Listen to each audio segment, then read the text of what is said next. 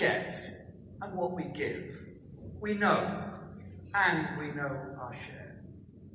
We're not too low, the cloth we weave, but too low, the cloth to wear. He was making the point that workers know the reality and injustice of their position. Labour believes a worker's position is on the board.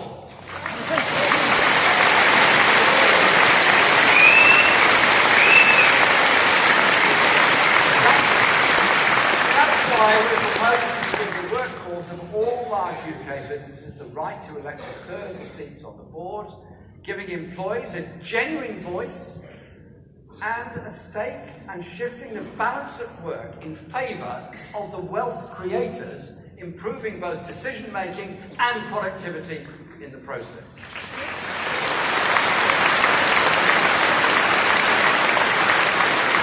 Decisions taken in boardrooms affect people's pay, their jobs and their pensions. Workers deserve a real say in those decisions. It's actually nothing for businesses to be afraid of. They should welcome the expertise and the understanding that workers will bring to the company board. We will rebalance power in the workplace. But I say to businesses large and small, Labour will also deliver what you need to succeed and to expand and modernise our economy. More investment in transport and housing and digital infrastructure.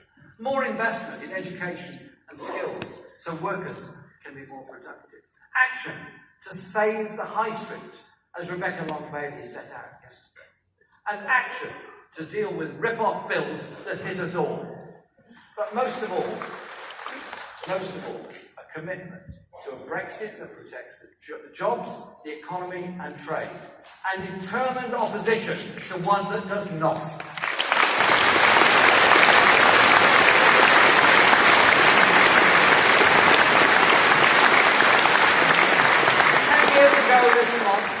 10 years ago this month, the whole edifice of greed is good, deregulated financial capitalism, lauded for a generation as the only way to run a modern economy, came crashing down to earth with devastating consequences.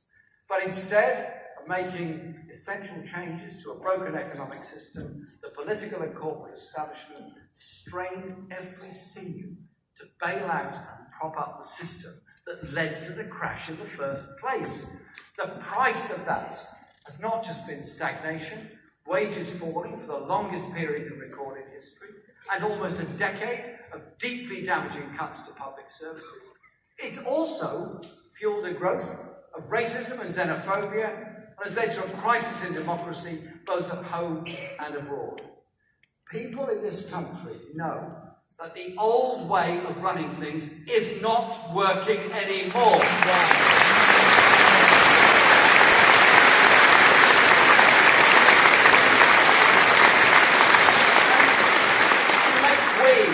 Unless we, the Labour Party, offer radical solutions, others will fill the gap with the politics of blame and division. That's why Labour speaks for the new majority. Why last year we won the biggest increase in the Labour vote since 1945, and why Labour's ideas have indeed caught the mood of the times. And conference. It isn't me saying that. No, not me. It's a former Conservative Treasury Minister, Lord O'Neill. I've never sought to capture the mood of a Tory minister before, and let me say to his lordship, you're welcome. Come and join us in the new political mainstream if you wish. That failed free-for-all, which led to the crash of a decade ago, has also fueled the global environmental crisis and hamstrung international efforts to tackle it. There is no bigger threat facing humanity than climate change.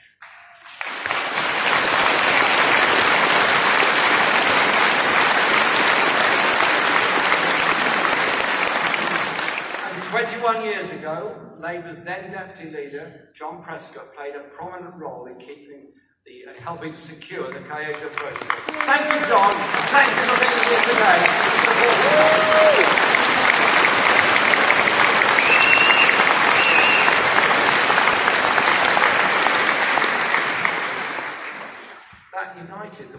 major economies behind an agreement to cut carbon emissions and oblige them to give poorer countries access to low-carbon technology. It was about solidarity, recognizing that the air we breathe does not respect national boundaries. And we all have an interest in every nation of reducing emissions and giving us all cleaner, less polluted air. The contrast with the America First posturing of Donald Trump and his decision to pull out of the Paris Climate Change Accords could not be sharper. We only have one planet, so we must re-engage with countries seeking to walk away from Paris. We must also lead by example.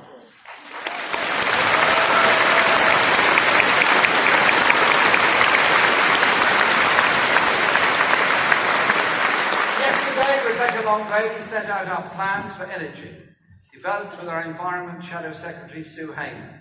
Plans that are ambitious, that will create hundreds of thousands of jobs, and will make Britain the only developed country outside Scandinavia to be on track to meet our climate change obligations.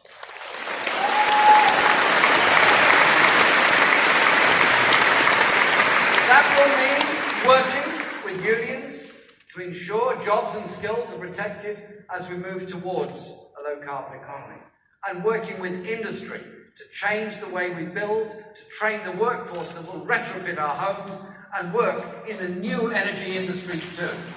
I can announce today that our programme of investment and transformation to achieve a 60% reduction in emissions by 2030 will create over 400,000 skilled jobs to ensure that comes about. Good job!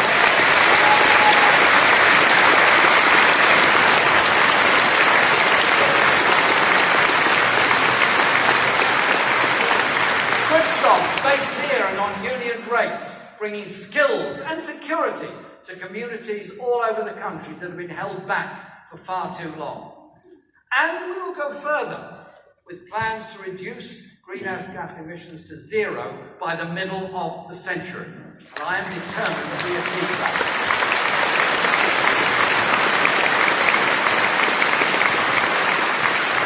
I know that sounds ambitious, and it is, and will be delivered with the most far-reaching programme of investment and transformation in decades. Labour will kickstart a green jobs revolution that will help tackle climate change, provide sustainable energy for the future, and create skilled jobs in every nation and region of this country.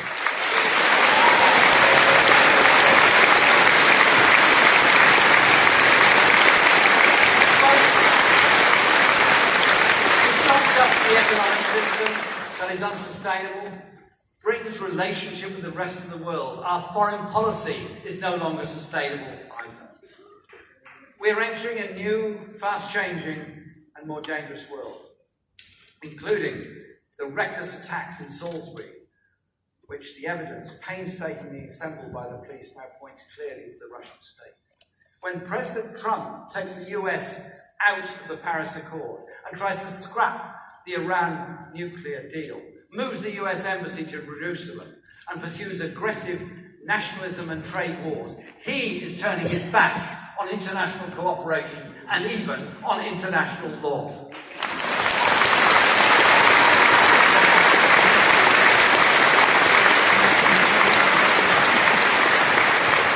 We need a government in Britain that not only keeps the country safe, but can also speak out for democratic values and human rights. Today's Conservative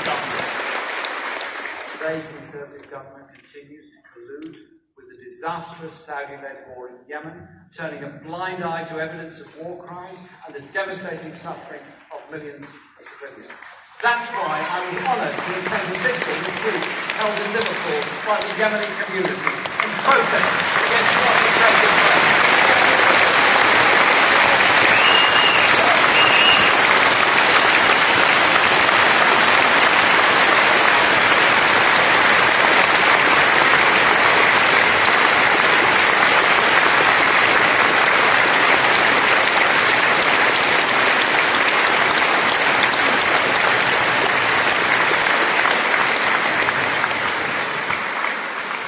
Labour's foreign policy will be driven by progressive values and international solidarity, led by our international team, Emily Thornberry, Kate Ossamore and Neil Griffith.